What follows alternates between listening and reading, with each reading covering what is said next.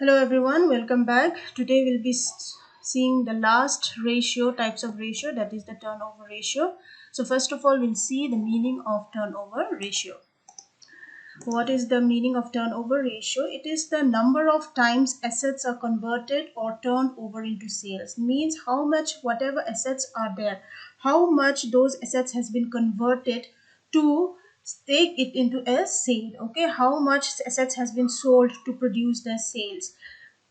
The activity ratio indicates the rate at which different assets are turned over. Now, under the activity ratios, we have learned how the assets will be turned over. That means how the current assets are converted into sales, how fixed assets are converted into sales, how the quick assets are converted into sales. Those things are under the turnover ratio. That means how the assets are utilized to make it into sales, convert it into sales. That is known as your turnover ratio. Now, turnover ratio, it is helpful to see how much the company is earning the profits and losses, to see how much the company is available in the market to for the different parties interested in the business, to know whether uh, the people to know whether the people interested in the business are able to understand whether the company is at a profit or not. It also underlines the efficiency with which different assets are vitalized in a business. Now, there are different varieties of assets available in the company, right? In the balance sheet, we always see different types of assets, that is current assets, fixed assets, fictitious assets, all these things. But fictitious assets will not be taken into consideration because we cannot convert it into sales. Okay, those assets. But those assets like current assets, fixed assets, that can be sold out in the market when the company want to liquidate, when the company want to wind up or close down the business, then it can be converted into sales. So we'll see in turnover ratio how those assets, whatever types of assets are there, how many times it has been used to convert it into sales. Okay, next we'll come to the inventory turnover ratio. This is one of the type of turnover ratio.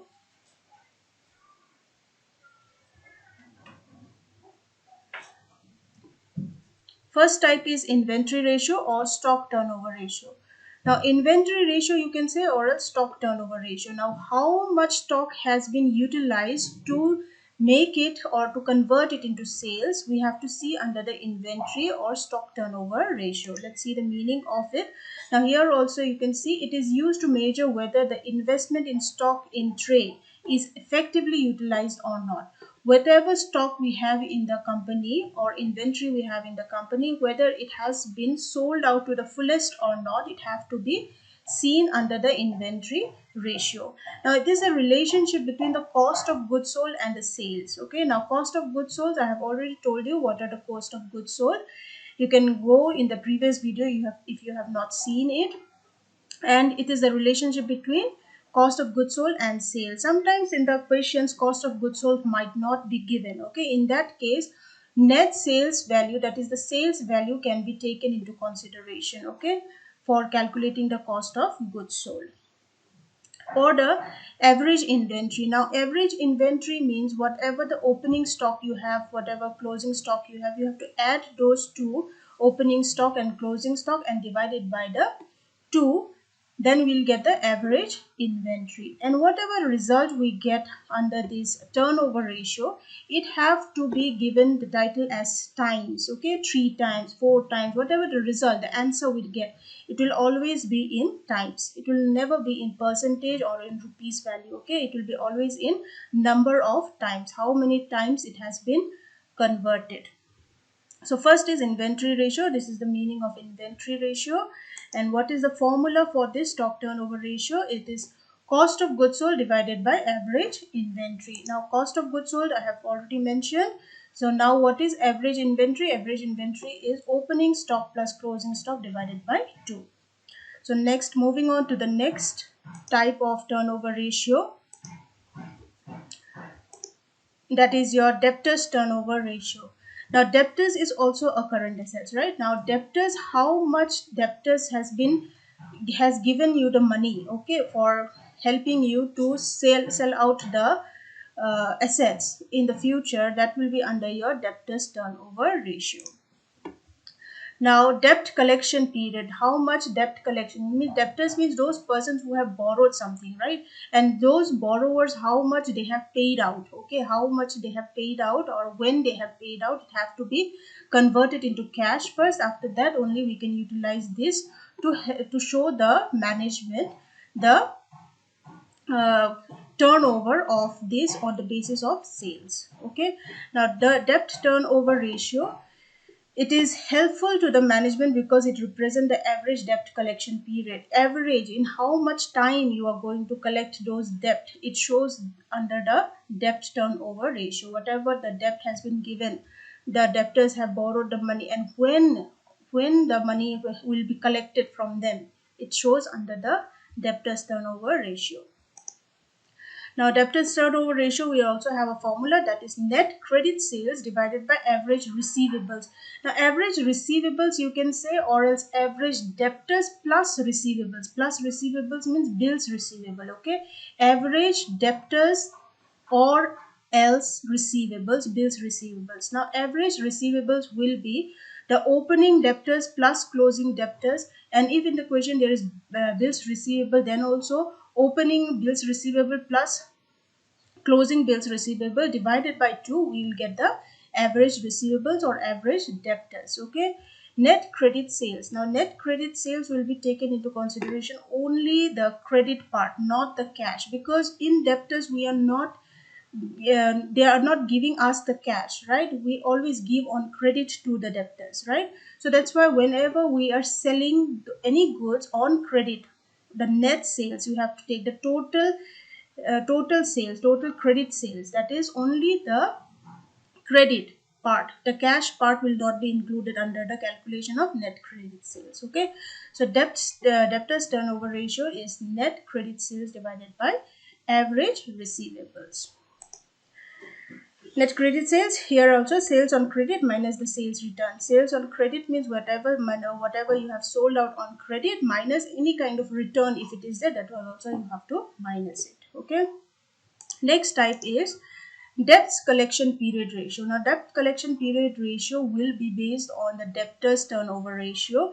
That means we have to calculate under in how many months, in how many days, in how many years the debt has been collected. Okay, so we have to see the date of how the cash has been converted, how the debt has been converted into cash once they have paid off, once the money has been collected from the debtors.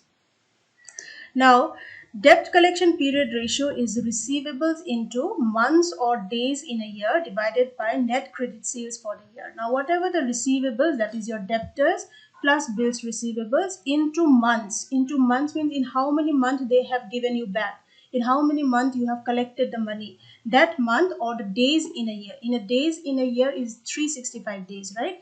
So those days have to be written for this, and you have to divide it with the net credit sales for the year. Net credit sales, I have already told you, that is the sales on credit minus any return, sales return if it is there. Next is creditors turnover ratio or payable turnover ratio. You can say creditors turnover ratio or payable turnover ratio. Now, creditors means when you are lending some money and how much it has been payable, how you can pay it out. This is the liability, right? Current liabilities. If you have taken any kind of loans from the creditors, the suppliers, they have given you certain goods on credit, you have taken it now. Okay. Now, to these lenders you have to pay the money back, right? So in how long a time period you have taken to pay back those money will be under creditors turnover ratio, and once they have been paid out, how much it has been utilized in the business, it have to be seen.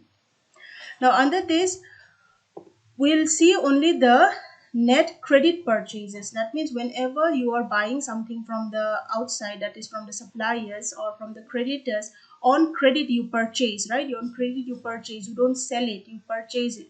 So we have to take into consideration only the net credit purchases. Net credit purchases with the average trade creditors. Trade creditors, average trade creditors will be again opening creditors plus closing creditors divided by 2. And in this average creditors, we will also include bills payable. Okay, bills payable. If in the question bills payable is also given, that creditors plus bills payable will be taken into consideration. So for this one also we have a formula, that is creditors turnover ratio is equal to what? Net credit purchases divided by average accounts payable. Now average accounts payable, it does not only mean the bills payable, it also means the creditors. Okay, that means you can find out average accounts payable by adding opening bills payable plus closing bills payable divided by 2, or else opening creditors plus closing creditors divided by 2. So for finding out the average, we always need to have the two uh, averages, two items, that is your opening balance and the closing balance. Okay, and net credit purchases, now credit purchases only have to be taken, not cash purchases. Okay, we always have to take the credit. Whenever we are doing the creditors, it is credit purchases, and when we are doing the debtors, it is credit sales. Then the next, moving on to the next type, that is working capital turnover ratio. Now working capital turnover ratio means working capital is the current assets minus the current liabilities. Whatever current assets you have, you minus it with current liabilities, then we get working capital. Okay, now working capital, it is shown as the liquidity position of the business, because we deal with the current assets and the current liabilities only. Current assets and current liabilities shows the liquidity position, right? It is a liquidity ratio. So how these ratios, that is the how the current assets and current liabilities, how you are paying that money, okay, on compare with the sales of the company, then it is known as the working capital turnover ratio. Now it will just show the relationship between the net sales divided by working capital. Now net sales, here we will include all the sales, that is a cash sales plus credit sales minus the sales return. And in working capital, it will be calculated with the help of current assets minus the current liabilities. Working capital, always remember, that is a day-to-day activities. In the day-to-day activities, how the business is having the required amount of cash in their hand, that is under the liquidity, that is under the working capital ratio. And now how this money or how this cash has been spent out to make sales in the company, that is the working capital turnover ratio. Moving on to the last one, that is the fixed assets turnover ratio. Now fixed assets turnover ratio, again in the name itself it is written how much fixed assets has been sold out to get the sales value, to get the sales value, or it has been converted, the fixed assets has been converted to sell something in the market, that is the fixed assets turnover ratio. Now this ratio indicates the efficiency of assets management. Fixed assets turnover is put to application to gauge the optimum utilization of fixed assets. Now whatever fixed assets we have, how it has been converted, how it has been utilized to convert it into sales, it will be under the fixed turnover ratio. Now fixed turnover ratio will be, again the ratio formula is cost of goods sold divided by total fixed assets. Now here we don't talk about this net sales, we are talking about the total fixed assets. Now total fixed assets will be only the fixed assets. Okay, we will not club up the current assets here, because here we are saying only the fixed assets turnover ratio, so we'll include only the total fixed assets and nothing else. So these are all the turnover ratios. There are 6 turnover ratios that I have already explained. So I hope you have liked this video. If you have liked it, please like, and thank you.